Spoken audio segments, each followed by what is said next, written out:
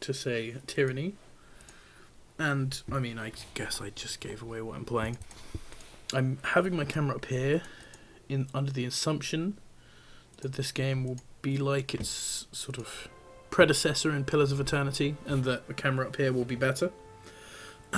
And as usual in these sorts of games, I have gone through and made my character beforehand to to avoid a an hour-long episode of character creation. I have some soup, as you can see. Character creation has taken its toll on the amount of soup that I have. But we're ready to go.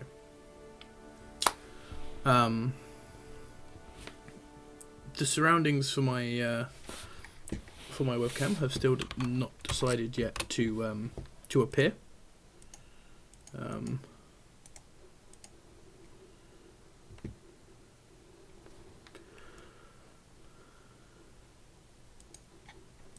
There we go. Nice. So,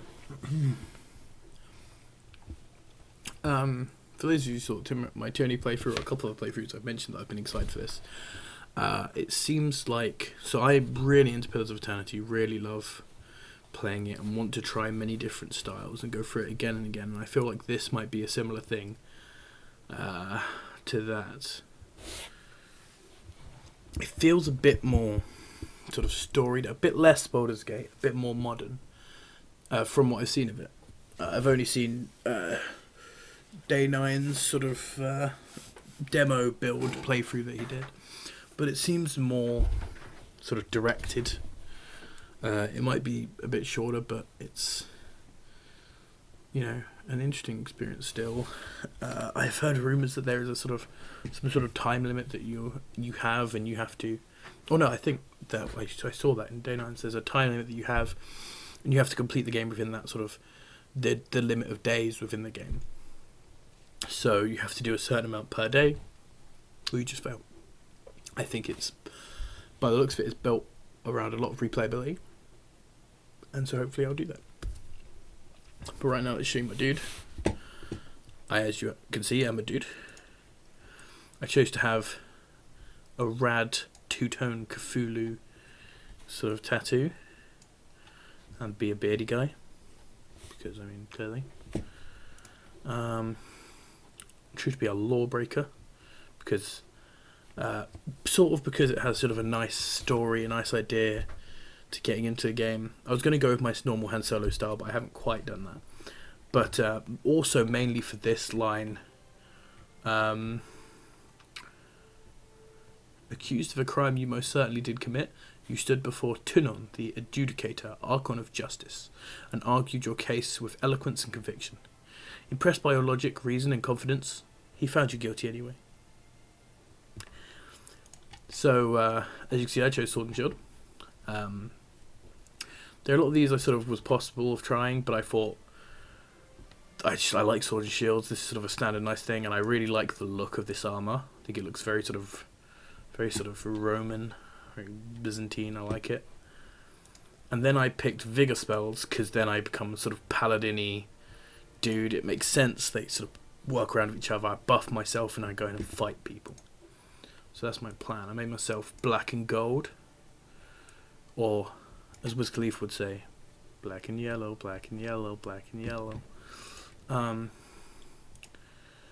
Give myself some stats. Give myself some skills. And now we're to the start of the game, which is sort of the start of the game and sort of still character creation, but if you don't understand what it is, you'll see as this starts up. You sort of do a choose your own adventure. And now the Overlord's eye is on the Tears, our home. The last corner of the world free of Kairos' reign. Two armies, the Disfavored and the Scarlet Chorus, march south from the Northern Empire, the last realm to fall to Kairos a century prior.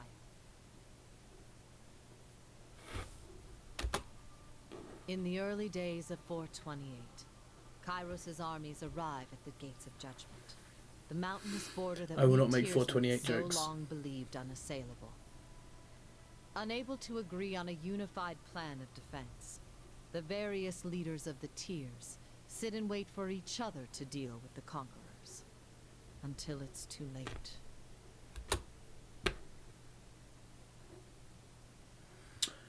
So, I don't know. Yeah, okay.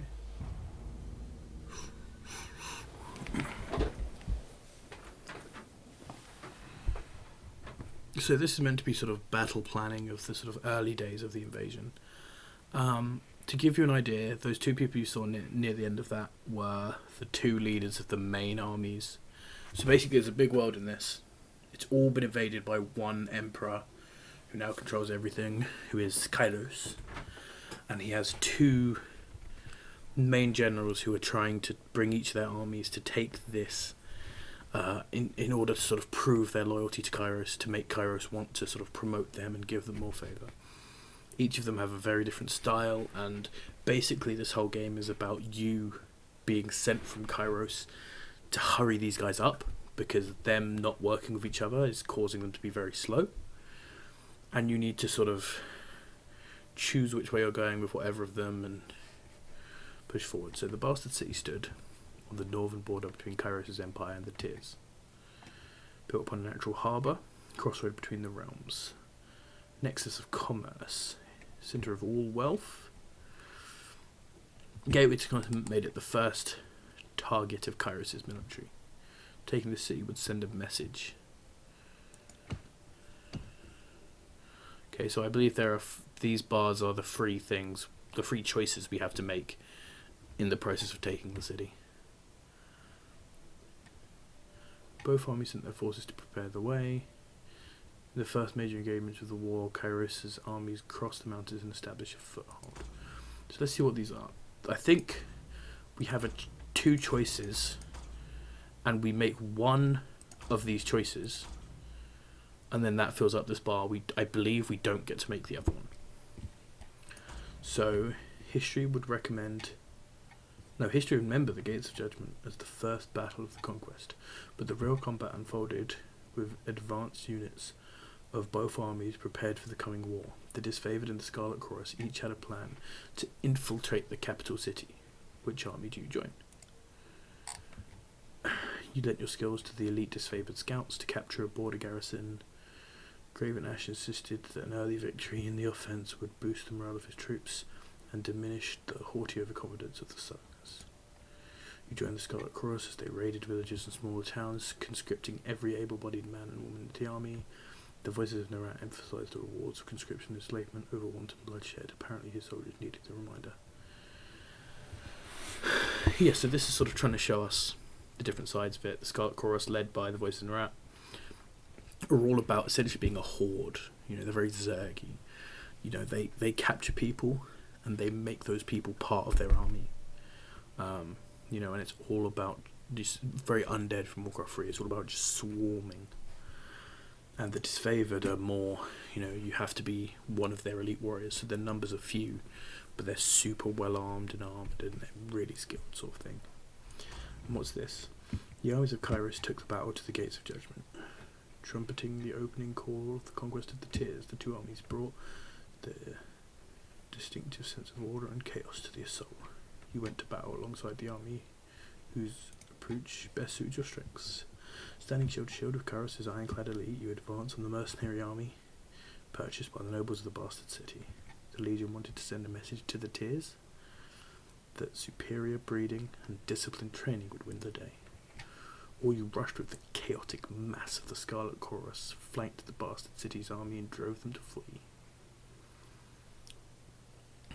Now, I'm just going to say, already, I'm kind of feeling like I'm going to be a disfavoured guy, you know.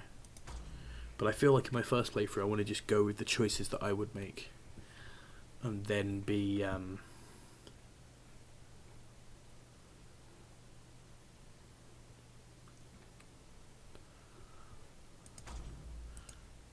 and then just see what happens. And then I can do more specific playthroughs later. So I'm just going to go with this. The Bastard City learned too late that a military is earned and never bought. The mercenary army quickly found themselves outclassed by the superior tactics and formation of the favoured. Those few who lived to the end of the battle were rounded up, the weak executed and the strong enslaved, to haul the army's wagons on the journey south.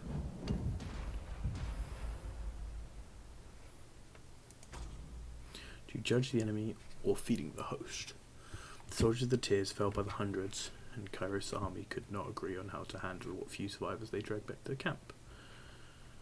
I get to choose. Disfavoured needed slaves to haul their gear, dig latrines, and keep their pallets warm at night. You consigned the survivors of the battle to their subservient role among Graven Ash's noble troops. You gave the prisoners the chance to serve in Kairos' army or die. Scarlet Cause was in need of extra troops to fill up the vanguard. I like the idea of that one more in this, I think.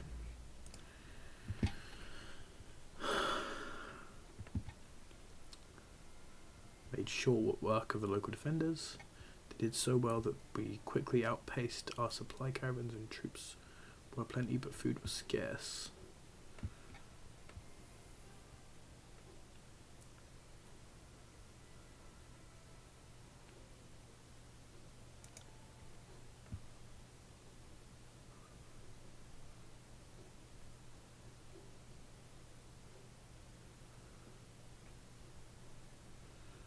I don't know which of these I want more.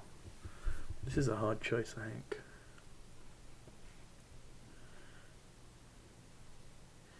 Because I feel like pillaging the farmland sounds like a very army thing to do. I also feel like that does have the sort of, you know, push the land sort of thing.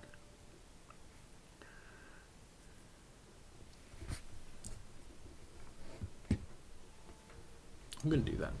I think I'm down with that. Scarlet Cross divided up their own farms villages among their gangs, collect provisions.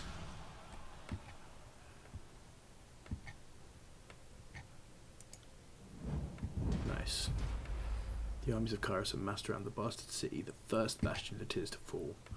Both armies longed to storm the walled outpost.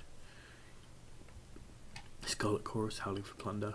Disfavoured, forming an unbreakable shield wall. One more step before total victory. Join the disfavoured vanguard in a direct assault upon the city gates. No fortification. Oh god, no, these give us abilities. That's going to make this choice so much harder. Because I'm going to have to... Searing Palm. That's the one day 9 guy, I remember that. Setting fire to the city and blocking the gates, the defenders would surrender or burn. You led a mixed band of invaders and Scarlet Chorus scouts over the city walls to sabotage its defences.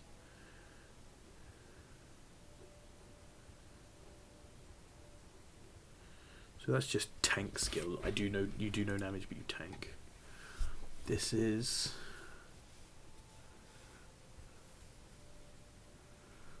just tank.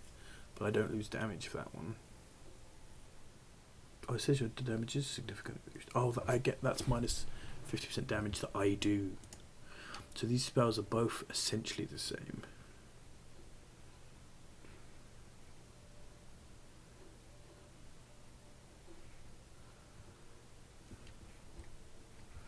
But that one I regain health. I like the idea of being really fair right now, so I'm going to go with this one. I help one, I help the other, I go with both. Gonna be a man of words. Although it was challenging to earn both armies, their shared interest allowed your scouts to work as a single unit. Once your forces scaled the wall, a mixture of tactics and savagery to stabilise the city guard, who quickly lost their command over the fences and were forced to surrender. Lacking the support of archers or siege weapons, the bastard city fell quickly to Kairos' superior might. Oh, dude. That's super cool. The bastard city settled into a new state of normalcy, with every town displaying Kairos' banner. Your name was whispered alongside rumours of your decorated career to come. The armies divided into two fronts and migrated south. Tunin sent word you were to join the next frontier of Kairos' conquest, either as judge and overseer of the settlement of Lithium's Crossing, or as a war advisor with the armies advancing into the realm of Apex. The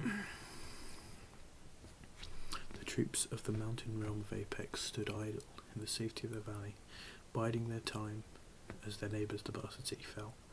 In the second year of war, a joint force of the Favoured and Scarlet Chorus crossed over the mountains to take control of the Tyr's central valley. And this place's deposits of iron made the settlement of Lithium's Crossing a strategic war asset. Kairos sent the forge-bound smith mages of exceptional skill to establish a flow of weaponry. Tunan the Adjudicator sent one of his fate binders to ensure the enforcement of Kairos' law. Well, that place looks super cool, but I feel like this sounds like the thing I wanna be involved in. I wanna push the army forward. Year 2 of Kairos' Conquest. The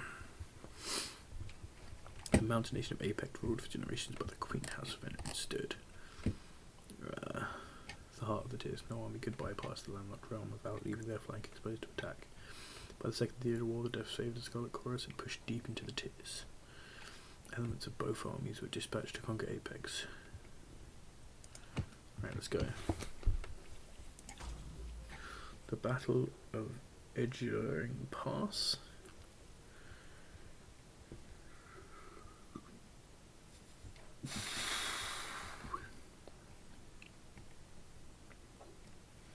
Okay, so Cairn, Archon of Stone, buried the stronghold under an avalanche, triggering from the surrounded mountains. The Scarlet Chorus were promised captured enemies for recruitment, yet none survived the onslaught.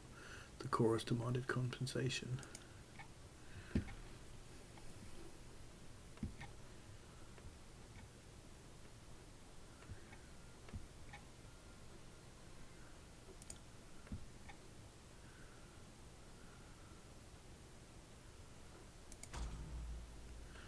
Okay, a school of water mages. Existential threat. Annihilate the school.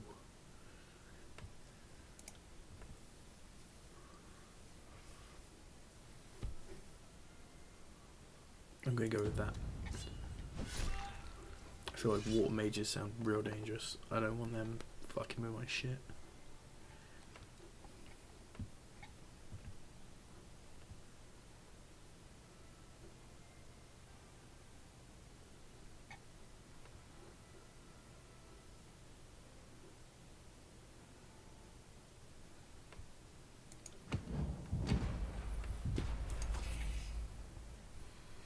Hoping to break the siege, the Scarlet Chorus agents poisoned the Apex water supply in secret. Days later, uninformed, disfavored scouts died of illness. Outraged by the failure of communication, the disfavored demanded that the Chorus agents be turned over to them for punishment. When Kairos' forces captured a celebrated enemy hero, the armies bickered over his fate. Disfavored wanted him set free to convince his peers of Kairos' mercy. The Scars wanted him flayed and staked as an example. Let's go with them, because that's the Scarlet Chorus one that I feel like makes more sense out of these two, and I want to keep being sort of impartial, you know. I'm down with this right now.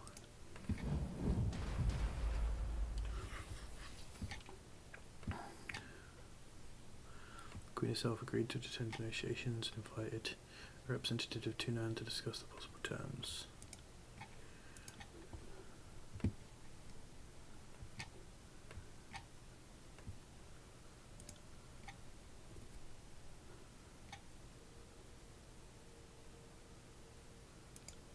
I'm going to go with that. I'm just going to negotiate.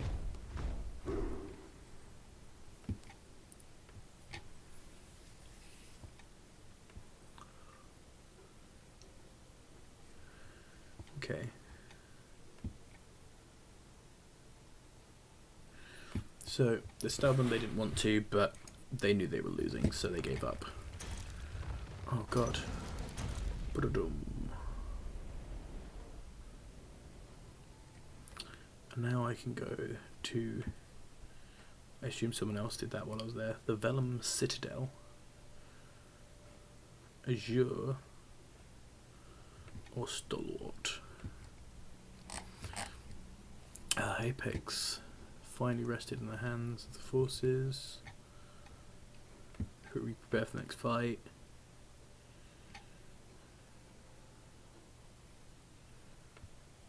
Okay. Kairos' conquering gaze fell upon the Vellum Citadel, its treasures, its knowledge, its secrets. Kairos dispatched the Archon of Stone to subjugate the nation of Azure. With its easily defended position and a rich military tradition, the realm of Stalwart was the most formidable realm in the tiers.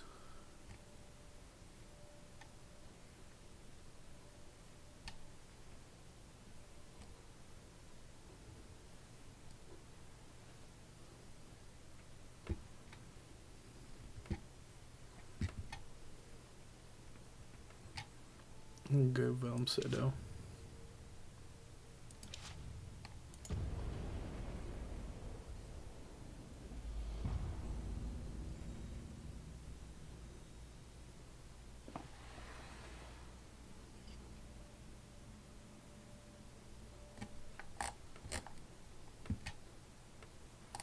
So it's a massive archive and library. Circle mages carved out their own mountainous refuge on lands unsettled by the other major realms. Treasure trove of arcane knowledge. Let's go, baby. A detachment of the army marched on the citadel. As they neared the main gates, a blast of arcane energy struck the commanders dead. Suddenly, the highest ranking officer alive. Kairos' forces looked to you for the next steps. The call weighed on your mind as it had immediate influence on soldier losses. So cannon fodder, Scarlet Chorus.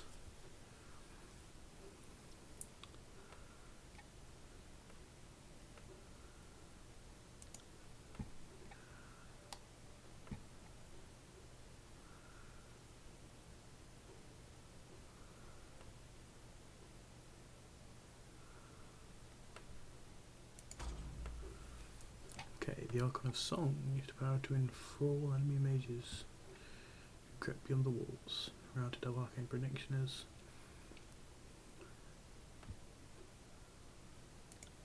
Yeah, I think we're gonna just follow the law. That's a nice simple one.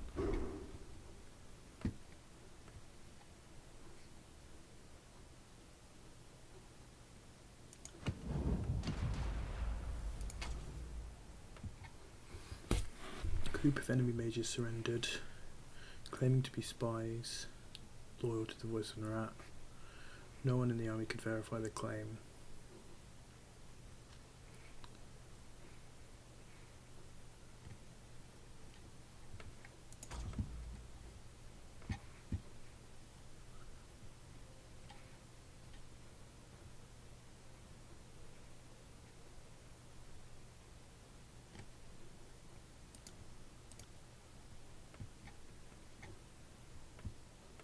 Each Archon has the right to govern their own thing. I'm just being lawful here. I'm keeping Kairos' laws.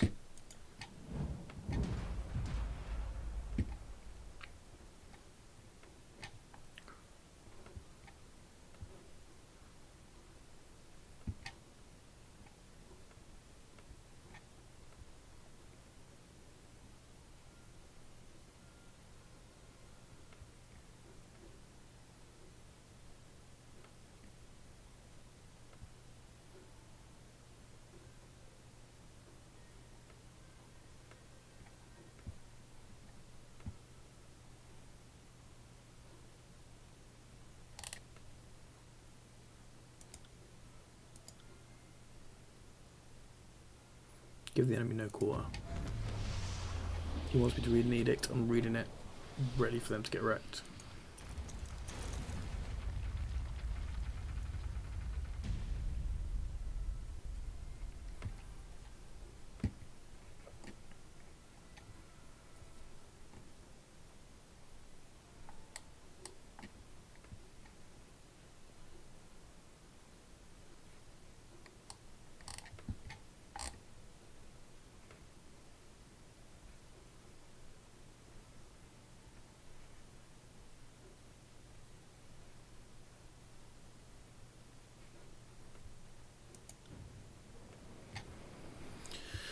Nice. So we have our thing now.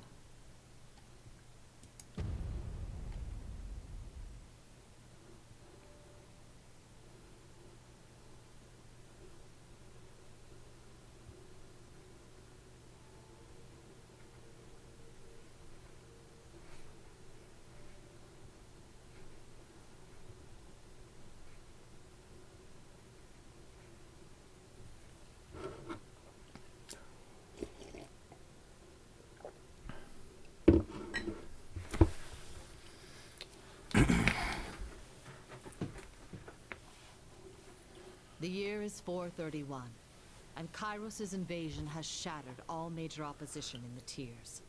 The Younger Realms, the Bastard Tier, the Free Cities. All who defied Kairos lay broken by battle, or bowed in surrender. The two armies of the Overlord, the Disfavored and the Scarlet Chorus, now control our lands. But our will is not yet extinguished. Not entirely.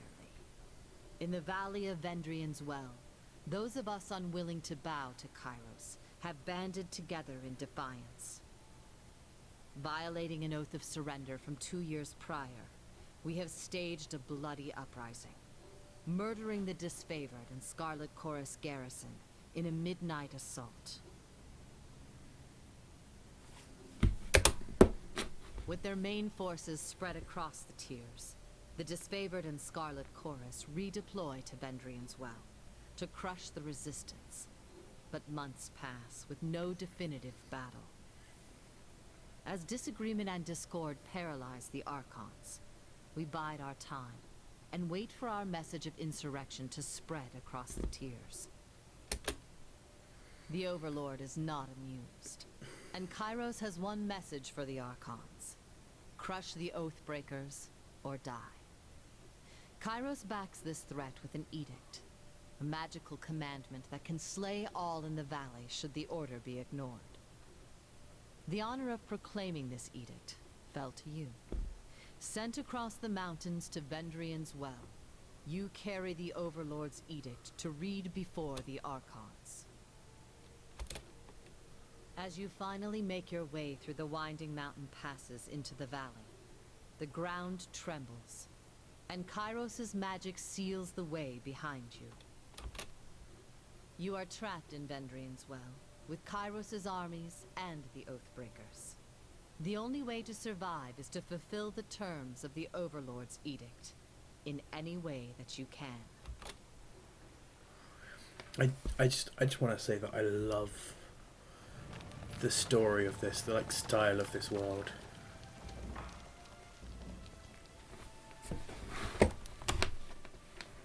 Hello?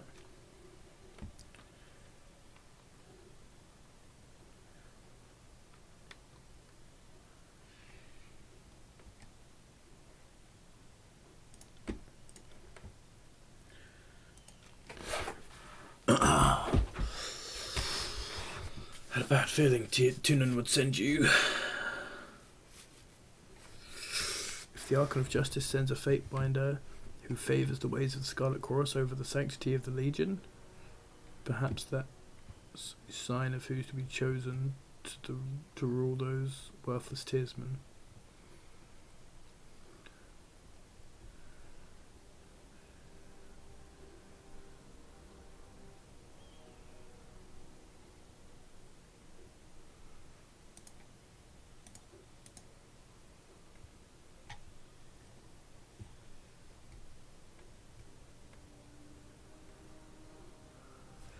I don't remember doing that.